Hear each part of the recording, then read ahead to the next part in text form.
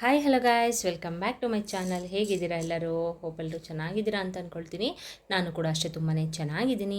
Guys, ಯಾರ್ಯಾರು like ಮಾಡ್ತಿದ್ದೀರಾ ನಿಮಗೆಲ್ಲರಿಗೂ ಕೂಡ ಭಗವಂತ ಆಯಸ್ಸು ಆರೋಗ್ಯ ಕೊಟ್ಟು ಒಳ್ಳೇದು ಮಾಡಲಿ, ನಿಮ್ಮ ಕಷ್ಟಗಳೆಲ್ಲ ದೂರ ಮಾಡಲಿ. ಹಾಗೆಯೇ ನೀವು ಏನೇ ಬಯಸಿದ್ರು ಕೂಡ ದೇವರು ನಿಮಗೆ ಕೊಡಲಿ ಅಂತ ನಾನು ಕೂಡ ಕೇಳ್ಕೊಳ್ತೀನಿ. ಯಾಕಂದರೆ ಈಗಿನ ಜನ್ರೇಷನಲ್ಲಿ ತಾನು ಮಾತ್ರ ಬದುಕಬೇಕು, ನಾನು ಮಾತ್ರ ಚೆನ್ನಾಗಿರಬೇಕು ಅನ್ನುವಂಥ ಕಾಲ ಅಲ್ವಾ.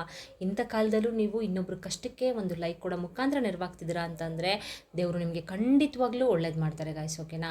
ನಾನು ನಿಜವಾಗ್ಲೂ ವ್ಯೂಸ್ಗಾಗಲಿ ಲೈಕ್ಸ್ಗಾಗಲಿ ಕಮೆಂಟ್ಸ್ಗಾಗಲಿ ಹೇಳ್ತಾ ಇಲ್ಲ ಗಾಯ್ಸ್, ರಿಯಲ್ ಫ್ಯಾಕ್ಟ್ನ ನಿಮಗೆ ಹೇಳ್ತಾ ಇರೋದು. ಓಕೆನಾ? ಯಾಕಂದರೆ ನಮ್ಮ ಥರ ನಿಮ್ಮ ಥರ ತುಂಬ ಕಷ್ಟದಲ್ಲರೂ ಇರ್ತಾರೆ ಅಲ್ವಾ. ಸೊ ಅವ್ರಿಗೆ ಏನೋ ಒಂದು ನಮ್ಮ ಕಡೆಯಿಂದ ಒಂದು ಹೆಲ್ಪ್ ಆದರೆ ದೇವರು ನಮಗೆ ಖಂಡಿತವಾಗ್ಲೂ ಒಳ್ಳೇದನ್ನ ಮಾಡೇ ಮಾಡ್ತಾರೆ ಅನ್ನೋದು ನನ್ನ ನಂಬಿಕೆ. ಹೊಸ್ದಾಗಿ ನನ್ನ ಚಾನಲ್ ನೋಡೋರು ಕೇಳ್ಬೋದು, ಯಾವ ರೀತಿ ಮೇಡಮ್ ನಾವು ಒಂದು ಲೈಕ್ ಕೊಟ್ಟ ತಕ್ಷಣ ಇನ್ನೊಬ್ಬರು ಕಷ್ಟಕ್ಕೆ ನೆರವಾಗ್ತೀವಿ ಅಂತ ಕೇಳಬಹುದು ಗೈಸ್. ಅಂದರೆ ನೀವು ಲೈಕ್ ಕೊಟ್ಟಷ್ಟು ವಿಡಿಯೋ ಅನ್ನೋದು ಲೀಕ್ ಆಗುತ್ತೆ, ಸರಿನಾ? ತುಂಬ ಜನ ಸರ್ಚ್ ಮಾಡ್ತಾ ಇರ್ತಾರೆ ನಮ್ಮ ಕಷ್ಟಗಳನ್ನ ಕಳೀಲಿಕ್ಕೆ ಯಾವುದಾದ್ರೂ ಒಂದು ತುಂಬಾ ದುಡ್ಡು ಖರ್ಚಾಗದೇ ಮಾಡುವಂಥ ರೆಮಿಡಿಗಳಿದೆಯಾ ಅಂತ ಚೆಕ್ ಮಾಡ್ತಾ ಇರ್ತಾರೆ ಅಲ್ವಾ. ಸೊ ಅವ್ರಿಗೆಲ್ಲ ರೀಚ್ ಆಗುತ್ತೆ. ಅಟ್ಲೀಸ್ಟ್ ನಮ್ಮ ಕಡೆಯಿಂದ ಒಂದು ಹೆಲ್ಪ್ ಆದರೆ ನಮಗೂ ಕೂಡ ಒಳ್ಳೇದು ಮಾಡ್ತಾರೆ ದೇವರು ಅಲ್ವಾ. ಸೊ ಅದಕ್ಕೆ ಹೇಳ್ತಾ ಇರೋದು, ದಯವಿಟ್ಟು ಒಂದು ರಿಕ್ವೆಸ್ಟ್ ಅಂದ್ಕೊಳ್ಳಿ, ದಯವಿಟ್ಟು ಒಂದು ಲೈಕ್ ಕೊಡೋ ಮುಖಾಂತರ ಇನ್ನೊಬ್ರು ಕಷ್ಟಕ್ಕೆ ನೆರವಾಗಿ.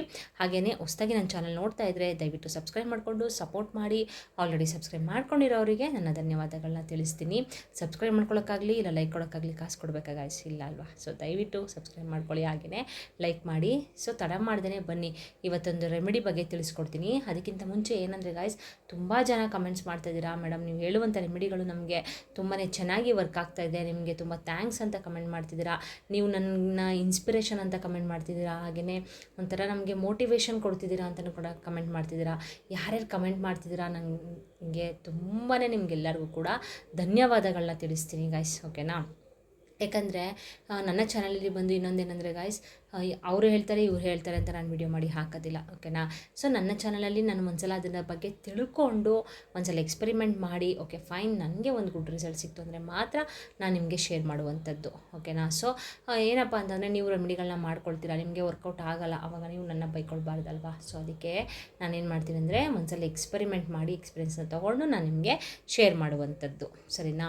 ಸೊ ಇನ್ನೂ ಕೆಲವರು ಕಮೆಂಟ್ ಮಾಡ್ತಿದ್ದೀರಾ, ಈ ರೀತಿ ನನಗೆ ಕಷ್ಟ ಇದೆ ಮೇಡಮ್, ನಮಗೆ ಸಾಲದ ಸಮಸ್ಯೆ ಅನ್ನೋದು ಜಾಸ್ತಿ ಕಾಡ್ತಾ ಇದೆ ನಮಗೆ, ಪ್ಲೀಸ್ ಇದಕ್ಕೆ ರೆಮಿಡಿನ ತಿಳಿಸಿ ಅಂತ ಕೂಡ ಕಮೆಂಟ್ ಮಾಡಿದ್ದೀರಾ. ಇನ್ನೂ ಸುಮಾರು ಜನ ಕಮೆಂಟ್ಸ್ ಮಾಡ್ತಿದ್ದಾರೆ, ನಮಗೆ ಆ ರೀತಿ ವಿಡಿಯೋ ಬೇಕು, ಈ ರೀತಿ ವಿಡಿಯೋ ಬೇಕು, ರೆಮಿಡಿಗಳು ಬೇಕು ಮಾಡಿ ಮೇಡಮ್ ಅಂತ ಮಾಡ್ತಿದ್ದೀರಾ. ಖಂಡಿತವಾಗ್ಲೂ ಯಾರ್ಯಾರು ಕಮೆಂಟ್ ಮಾಡಿದ್ದೀರಾ ಎಲ್ಲರಿಗೂ ಕೂಡ ನಾನು ರೆಮಿಡಿಗಳನ್ನ ಮಾಡ್ತೀನಿ. ಆದರೆ ಸ್ವಲ್ಪ ಟೈಮ್ ತೊಗೊಳುತ್ತೆ ಗೈಸ್, ಯಾಕಂದರೆ ನಾನು ಒಂದು ಸಲ ಅದನ್ನು ಎಕ್ಸ್ಪೆರಿಮೆಂಟ್ ಮಾಡಬೇಕಲ್ವಾ. ಎಕ್ಸ್ಪೆರಿಮೆಂಟ್ ಮಾಡಿ ಅಂದರೆ ಆಲ್ರೆಡಿ ಎಕ್ಸ್ಪೆರಿಮೆಂಟ್ ಮಾಡಿ ನಾನು ಮಾಡ್ತಾ ಇರೋದನ್ನ ನಾನು ನಿಮಗೆ ತಿಳಿಸ್ಕೊಡ್ತೀನಿ. ಆದರೆ ಒಂದೊಂದು ಕೂಡ ಯಾವುದಾದ್ರೂ ಒಂದೊಂದು ನಾನು ಕೂಡ ಅದನ್ನು ಮಾಡಿರೋದಿಲ್ಲ ಅಲ್ವಾ. ಸೊ ನಾನು ಒಂದು ಸಲ ಅದನ್ನು ಟ್ರೈ ಮಾಡಿ ನನಗೆ ಗೊತ್ತಿರೋರ ಹತ್ರ ನಾನು ಅದ್ರ ಬಗ್ಗೆ ತಿಳ್ಕೊಂಡು ಅದನ್ನು ಟ್ರೈ ಮಾಡಿ ನಾನು ನಿಮಗೆ ಅದನ್ನು ಒಂದು ಸಲ ಎಕ್ಸ್ಪೆರಿಮೆಂಟ್ ಮಾಡಿ ಎಕ್ಸ್ಪೀರಿಯೆನ್ಸ್ನ ತೊಗೊಂಡು ಓಕೆ ಫೈನ್ ಗುಡ್ ರಿಸಲ್ಟ್ ಸಿಕ್ತಪ್ಪ, ನಿಮಗೆಲ್ಲ ಶೇರ್ ಮಾಡೋ ಥರ ಆಯ್ತಪ್ಪ ಅಂದರೆ ಮಾತ್ರ ನಾನು ನಿಮಗೆ ಶೇರ್ ಮಾಡೋದು. ಓಕೆನಾ? ಸೊ ಸುಮ್ಮನೆ ಹೇಳೋದು ಅದೆಲ್ಲ ಚೆನ್ನಾಗಿರಲ್ಲ ಅಲ್ವಾ ಗೈಸ್. ದೇವರು ನಮಗೂ ಕೂಡ ಒಳ್ಳೇದು ಮಾಡೋದಿಲ್ಲ. ಅದಕ್ಕೋಸ್ಕರ ನನ್ನ ಚಾನಲಲ್ಲಿ ನಿಮ್ಗೆ ಏನಂದರೆ ನಾನು ತಿಳಿಸ್ಕೊಡುವಂಥದ್ದನ್ನ ನಂಬಿಕೆ ಇಟ್ಟು, ನಾನು ಮೇನಾಗಿ ಹೇಳೋದು ಇಷ್ಟೇ ಗಾಯ್ಸ್, ನಂಬಿಕೆ ಇಟ್ಟು ಶ್ರದ್ಧಾ ಭಕ್ತಿಯಿಂದ ಮಾಡ್ಕೊಳ್ಳಿ. ಯಾಕೆ ನಿಮ್ಮ ಕಷ್ಟಗಳು ತೀರೋದಿಲ್ಲ? ನಿಜವಾಗ್ಲೂ ತೀರುತ್ತೆ. ಓಕೆನಾ? ಸೊ ಬನ್ನಿ, ತಡ ಮಾಡ್ದೇ, ತುಂಬಾ ಮಾತಾಡೋದು ಬೇಡ, ತಡ ಮಾಡದೆ ರೆಮಿಡಿ ಬಗ್ಗೆ ತಿಳಿಸ್ಕೊಟ್ಬಿಡ್ತೀನಿ. ಓಕೆನಾ? ಸೊ ಈ ಒಂದು ರೆಮಿಡಿಯಿಂದ ಗೈಸ್ ನಿಮಗೆ ಏನು ಯೂಸಸ್ ಅನ್ನೋದನ್ನ ಫಸ್ಟು ತಿಳಿಸ್ಕೊಡ್ತೀನಿ. ಈ ಒಂದು ರೆಮಿಡಿಯಿಂದ ನಿಮಗೆ ಹಣಕಾಸಿನ ಸಮಸ್ಯೆ ಏನಾದರೂ ನೀವು ತುಂಬಾ ಅನುಭವಿಸ್ತಾ ಇದ್ದೀವಿ ಮೇಡಮ್, ನಮಗೆ ತುಂಬಾ ಕಷ್ಟ ಅನ್ನೋದು ಬರ್ತಾನೆ ಇದೆ, ಹಣ ಅನ್ನೋದು ನೀರಿನ ಥರ ನಮಗೆ ಖರ್ಚಾಗ್ತಾಯಿದೆ ಅಂತ ಅನ್ನೋರು ಈ ಒಂದು ರೆಮಿಡಿನ ಮಾಡ್ಕೊಳ್ಳಿ, ತುಂಬಾ ಒಳ್ಳೆಯದಾಗತ್ತೆ. ಹಾಗೆಯೇ ಇನ್ನೊಂದೇನಂತಂದರೆ, ನೀವು ವ್ಯಾಪಾರ ಸ್ಥಳದಲ್ಲೂ ಕೂಡ ಒಬ್ಬರು ಕಮೆಂಟ್ ಮಾಡಿದರು, ವ್ಯಾಪಾರ ಸ್ಥಳದಲ್ಲಿ ನನಗೆ ಅಭಿವೃದ್ಧಿ ಆಗ್ತಲ್ಲ ಮೇಡಮ್, ಫುಲ್ ಲಾಸ್ ಆಗ್ತಿದೆ ತಿಳಿಸ್ಕೊಡಿ ಅಂತ. ಅವ್ರಿಗೂ ಕೂಡ ಈ ಒಂದು ರೆಮಿಡಿ ಅನ್ನೋದು ವರ್ಕೌಟ್ ಆಗುತ್ತೆ. ವ್ಯಾಪಾರ ಸ್ಥಳದಲ್ಲೂ ಕೂಡ ನೀವು ಈ ಒಂದು ರೆಮಿಡಿನ ಮಾಡ್ಕೊಳ್ಬಹುದು. ಓಕೆನಾ? ಸೊ ಹಾಗೆಯೇ ಮನೆಯಲ್ಲಿ ನಿಮಗೆ ಆರೋಗ್ಯದ ಸಮಸ್ಯೆ ಏನಾದರೂ ಕಾಡ್ತಾ ಇದ್ದರೆ ಅದು ಕೂಡ ಒಳ್ಳೆಯದಾಗುತ್ತೆ. ಗಂಡ ಹೆಂಡತಿ ಮಧ್ಯೆ ಜಗಳ ಕಿರಿಕಿರಿ ಏನಾದರೂ ಇದ್ದರೆ ಅದು ಕೂಡ ಸರಿಯಾಗುತ್ತೆ. ಮನೆಯಲ್ಲಿ ನೆಮ್ಮದಿ ಇಲ್ಲ, ನಮಗೆ ಶಾಂತಿ ಇಲ್ಲ, ಮನೇಲಿ ಬರೀ ಜಗಳ, ಬರೀ ನಮಗೆ ಒಂಥರ ನೆಮ್ಮದಿ ಇಲ್ಲದಿರೋ ಜೀವನ ಅಂತ ಅನಿಸ್ಬಿಟ್ಟಿದೆ, ಕೆಟ್ಟ ಯೋಚನೆಗಳು ಬರ್ತಾ ಇದೆ, ಆರೋಗ್ಯದ ಸಮಸ್ಯೆಗಳಿಲ್ಲ ಕಾಡ್ತಾ ಇದೆ ನಮಗೆ ಅನ್ನೋರು ಈ ಒಂದು ರೆಮಿಡಿನ ಶ್ರದ್ಧಾ ಭಕ್ತಿಯಿಂದ ಮಾಡ್ಕೊಳ್ಳಿ. ಇದನ್ನು ಬಂದು 11 ದಿನ ನೀವು ಮಾಡಬೇಕಾಗುತ್ತೆ. ಹೇಳ್ಕೊಡ್ತೀನಿ ನಿಮಗೆ ಮುಂದೆ ಯಾವ ರೀತಿ ಮಾಡೋದು ಅಂತ. ಸೊ ಇಷ್ಟು ಯೂಸಸ್ಸು ಗೈಸ್ ನಿಮಗೆ ಈ ಒಂದು ರೆಮಿಡಿಯಿಂದ ನಂಬಿಕೆ ಇಟ್ಟು ಮಾಡ್ಕೋಬೇಕಷ್ಟೆ, ಓಕೆನಾ. ಸೊ ಬನ್ನಿ, ಇದರಲ್ಲಿ ನಾವು ಯೂಸ್ ಮಾಡಿರುವಂಥ ಪದಾರ್ಥಗಳನ್ನ ನಾನು ನಿಮಗೆ ತೋರಿಸ್ತೀನಿ.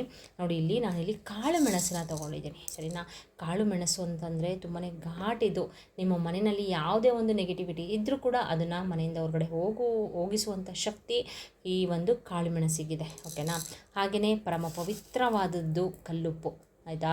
ಕಲ್ಲುಪ್ಪಿನ ಬಗ್ಗೆ ನಾನು ಮಾತಾಡೋಂಗೆ ಇಲ್ಲ ಗಾಯ್ಸ್, ಯಾಕಂದರೆ ನೀವು ಯಾವುದೇ ಒಂದು ರೆಮಿಡಿಗಳನ್ನ ಮಾಡ್ಕೊಳ್ಳಿ ಕಲ್ಲುಪ್ಪಿಂದ, ನಿಮಗೆ ಅತಿ ಶೀಘ್ರದಲ್ಲಿ 100ಗೆ 200% ನಿಮಗೆ ರಿಸಲ್ಟನ್ನು ಕೊಡುವಂಥದ್ದಿದು, ಓಕೆನಾ.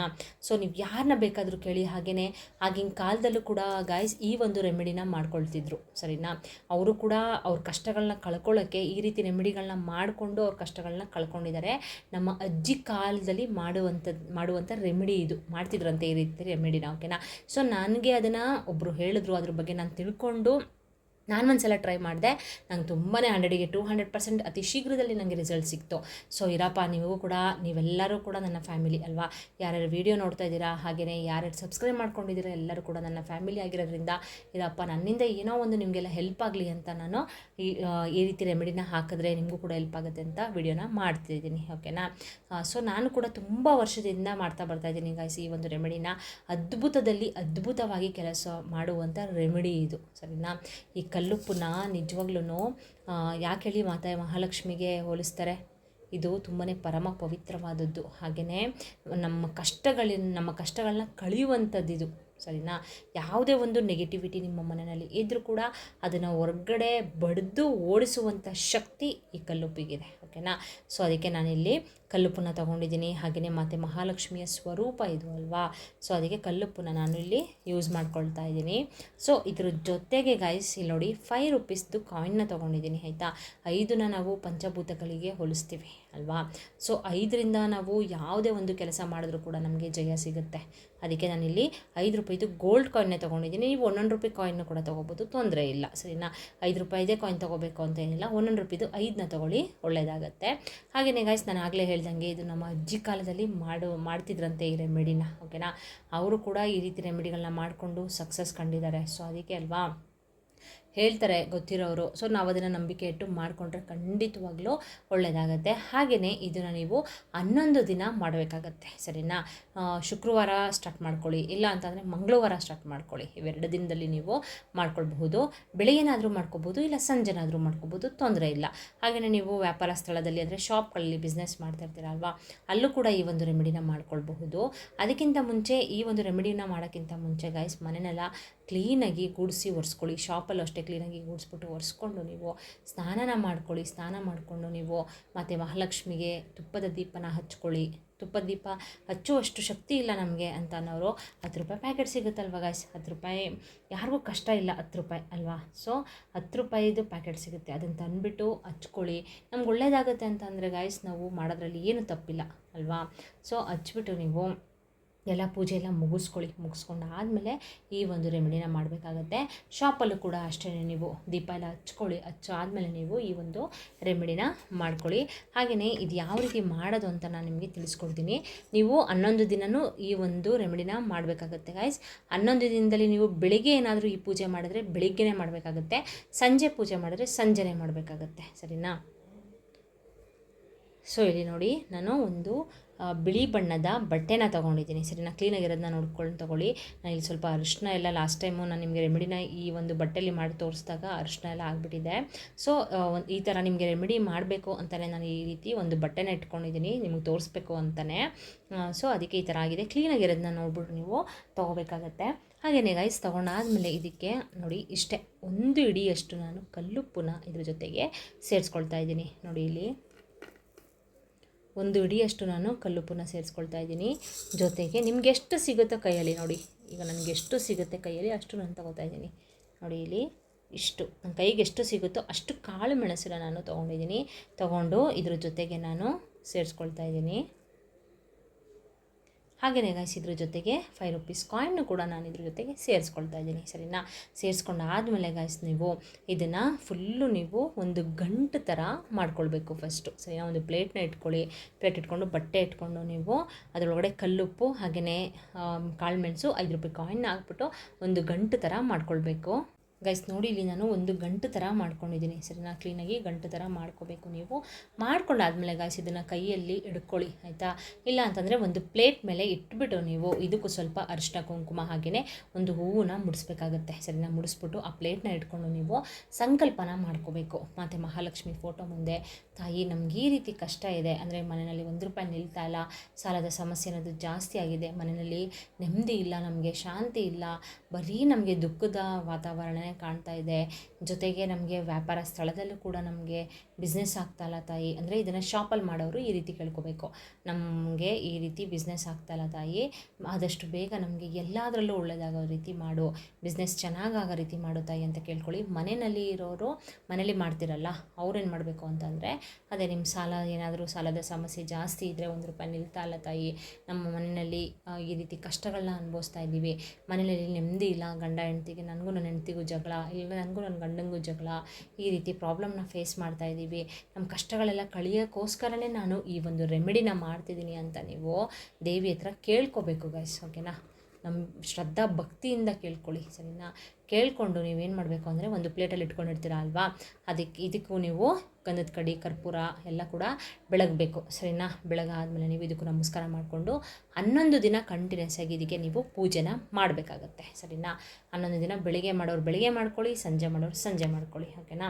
ಸೊ ಮಾಡಾದ್ಮೇಲೆ ಏನು ಮಾಡಬೇಕು ಅಂತಂದರೆ ಗೈಸ್, ನೀವು 11 ದಿನದೊಳಗಡೆ ನಿಮಗೆ ನಿಜವಾಗ್ಲೂ ನೋಡಿ, ನೀವು ಇವತ್ತು ಈ ಒಂದು ರೆಮಿಡಿನ ನೀವು ಮಾಡಿಕೊಂಡ್ರಿ ಅಂತಂದರೆ ನಾಳೆಯಿಂದನೇ ನಿಮಗೆ ಸ್ವಲ್ಪ ಸ್ವಲ್ಪ ಸುಧಾರಣೆನ ಕಾಣ್ತೀರಾ ಆಯಿತಾ. ಮನೆಯಲ್ಲಿ ನೆಮ್ಮದಿಯನ್ನು ಸಿಗುತ್ತೆ, ಹಣಕಾಸಿನ ಸಮಸ್ಯೆ ಅನ್ನೋದು ದೂರ ಆಗ್ತಾ ಹೋಗುತ್ತೆ, ಹಾಗೆಯೇ ನಾನಾ ಮೂಲೆಯಿಂದ ನಿಮಗೆ ದುಡ್ಡು ಬರಲಿಕ್ಕೆ ಸ್ಟಾರ್ಟ್ ಆಗುತ್ತೆ, ನಿಮ್ಮ ಕಷ್ಟಗಳು ಖಂಡಿತವಾಗ್ಲೂ ತೀರುತ್ತೆ ಗೈಸ್. ಓಕೆನಾ. 11 ದಿನದೊಳಗಡೆ ನೋಡ್ಕೊಳ್ಬೇಕಾದ್ರೆ ನಿಮಗೆ ನೀವು ನಂಬಿಕೆ ಇಟ್ಟು ಮಾಡ್ಕೊಳ್ಳಿ, ನಿಜವಾಗ್ಲೂ ಒಳ್ಳೇದಂತೂ ಆಗೇ ಆಗುತ್ತೆ ಗೈಸ್. 100ಗೆ 200% ಒಳ್ಳೆಯದಾಗೇ ಆಗುತ್ತೆ. ಇದಾದಮೇಲೆ ನೀವೇನು ಮಾಡಬೇಕು ಅಂತಂದರೆ, ಈ 11 ದಿನ ಆದಮೇಲೆ ನೀವು ಈ ಗಂಟನ್ನ ತೆಗೆದುಬಿಟ್ಟು ಉಪ್ಪು ಮತ್ತು ಕಾಳುಮೆಣಸು ಇದೆಯಲ್ಲ, ಅದನ್ನು ಯಾವುದಾದ್ರೂ ಒಂದು ಹರಿಯುವ ನದಿಗೆ ನೀವು ಬಿಡಬೇಕಾಗತ್ತೆ ಸರಿನಾ. ಇನ್ನು ಕಾಯಿನ್ನ ನೀವು ಏನು ಮಾಡಬೇಕು ಅಂತಂದರೆ, ಕ್ಯಾಶ್ ಬಾಕ್ಸ್ನಲ್ಲಿ, ಅಂದರೆ ನೀವು ಡೈಲಿ ದುಡ್ಡನ್ನ ಇಡ್ತೀರಲ್ಲ ಕ್ಯಾಶ್ ಬಾಕ್ಸು, ಅಲ್ಲಿ ನೀವು ಈ ಒಂದು ಕಾಯಿನ್ನ ಇಟ್ಕೊಳ್ಳಿ. ಹಾಗೆಯೇ ಏನಾದರೂ ನೀವು ಶಾಪಲ್ಲಿ ಮಾಡೋರು ಏನು ಮಾಡಬೇಕು ಅಂದರೆ, ಮಾಮೂಲಿ ಮೆಣಸು ಮತ್ತು ಇದನ್ನು ಕಲ್ಲುಪ್ಪನ್ನ ನೀವು ನೀರಿಗೆ ಬಿಟ್ಬಿಡಿ. ಅದ್ರ ಜೊತೆಗೆ ಕಾಯಿನ್ ಇದೆಯಲ್ಲ, ಕಾಯಿನ್ನ ನೀವು ನಿಮ್ಮದು ಕ್ಯಾಶ್ ಬಾಕ್ಸ್ ಇರುತ್ತಲ್ಲ, ಅಂದರೆ ನೀವು ಬಿಸ್ನೆಸ್ ಮಾಡೋ ಜಾಗದಲ್ಲಿ ಕ್ಯಾಶ್ ಬಾಕ್ಸ್ ಇರುತ್ತೆ, ಅಲ್ಲಿ ನೀವು ಇಟ್ಕೋಬೋದು. ಮನೇಲಿ ಮಾಡೋರು ಮನೆಯಲ್ಲಿ ಕ್ಯಾಶ್ ಬಾಕ್ಸಲ್ಲಿ ಇಟ್ಕೊಳ್ಳಿ, ತುಂಬಾ ಒಳ್ಳೆಯದಾಗತ್ತೆ ಸರಿನಾ. ಮತ್ತು ನಾವು ಕಂಟಿನ್ಯೂ ಮಾಡ್ಬೋದಾ ಮೇಡಮ್ ಇದನ್ನು ಅಂತನವರು ಖಂಡಿತವಾಗ್ಲೂ ಕಂಟಿನ್ಯೂ ಮಾಡ್ಬೋದು, ಆದರೆ 11 ದಿನ ನೋಡಿಕೊಂಡು ಮಾಡಬೇಕಾಗತ್ತೆ. ಜೊತೆಗೆ ಮಂತ್ಲಿ ಪ್ರಾಬ್ಲಮ್ ಇದ್ದರೆ ಅದನ್ನು ನೋಡ್ಕೊಳ್ಳಿ.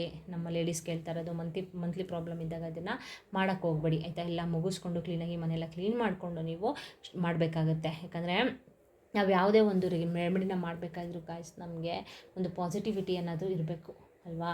ಸೊ ಅದಕ್ಕೆ ಹೇಳ್ತಾ ಇರೋದು, ಆ ರೀತಿ ಮಾಡೋಕ್ಕೆ ಹೋಗಬೇಡಿ. ಅಂದರೆ ಮಂತ್ಲಿ ಪ್ರಾಬ್ಲಮಲ್ಲಿ ಇರೋರು ಆ ಟೈಮಲ್ಲಿ ನೀವು ಮಾಡೋಕ್ಕಂತೂ ಹೋಗಬೇಡಿ. ಅದಾದಮೇಲೆ ಮುಗಿಸ್ಕೊಂಡಾದ್ಮೇಲೆ ನೀವು ಮಾಡಬೇಕಾಗತ್ತೆ. ಹಾಗೆಯೇ ಗೈಸ್, ಯಾರ್ಯಾರು ನನ್ನ ಚಾನಲ್ ನೋಡ್ತಿದ್ದೀರಾ ದಯವಿಟ್ಟು ಸಬ್ಸ್ಕ್ರೈಬ್ ಮಾಡ್ಕೊಳ್ಳಿ. ಈ ಒಂದು ವಿಡಿಯೋ ನಿಮಗೆ ಯೂಸ್ಫುಲ್ ಆಯಿತು ಅಂತ ಅಂದ್ಕೊಳ್ತೀನಿ ಸರಿನಾ. ಇದೇ ರೀತಿ ಯೂಸ್ಫುಲ್ ಇನ್ಫಾರ್ಮೇಷನ್ನ ಕೊಡ್ತಾ ಹೋಗ್ತೀನಿ. ಇದೇ ರೀತಿ ಹಲವಾರು ವೀಡಿಯೋಸ್ನ ಮಾಡಿ ಹಾಕಿದ್ದೀನಿ, ಡಿಸ್ಕ್ರಿಪ್ಷನಲ್ಲಿ ಲಿಂಕನ್ನು ಕೊಟ್ಟಿರ್ತೀನಿ, ಒಮ್ಮೆ ಚೆಕ್ ಮಾಡಿಕೊಂಡು ನಂಬಿಕೆ ಇಟ್ಟು ಶ್ರದ್ಧಾ ಭಕ್ತಿಯಿಂದ ಮಾಡ್ಕೊಳ್ಳಿ, ತುಂಬಾ ಒಳ್ಳೆಯದಂತೂ ಆಗೇ ಆಗುತ್ತೆ. ಯಾರ್ಯಾರು ನನ್ನ ವಿಡಿಯೋ ನೋಡ್ತಿದ್ದೀರಾ, ಹಾಗೆಯೇ ಸಬ್ಸ್ಕ್ರೈಬ್ ಮಾಡ್ಕೊಳ್ತಿದ್ದೀರಾ, ಲೈಕ್ ಮಾಡ್ತಿದ್ದೀರಾ, ಎಲ್ಲರಿಗೂ ಕೂಡ ದೇವರು ನಿಮಗೆ ಭಗವಂತ ಆಯುಸ್ಸು ಆರೋಗ್ಯ ಕೊಟ್ಟು ನೀವು ಕೇಳಿದೆಲ್ಲನೂ ಕೂಡ ನಿಮಗೆ ಸಿಗಲಿ ಅಂತ ಹೇಳ್ತಾ, ನೆಕ್ಸ್ಟು ಹೊಸ ಇನ್ಫಾರ್ಮೇಷನ್ ವಿಡಿಯೋದೊಂದಿಗೆ ಸಿಗ್ತೀನಿ. ಅಲ್ಲಿವರೆಗೂ bye bye, see you, take care.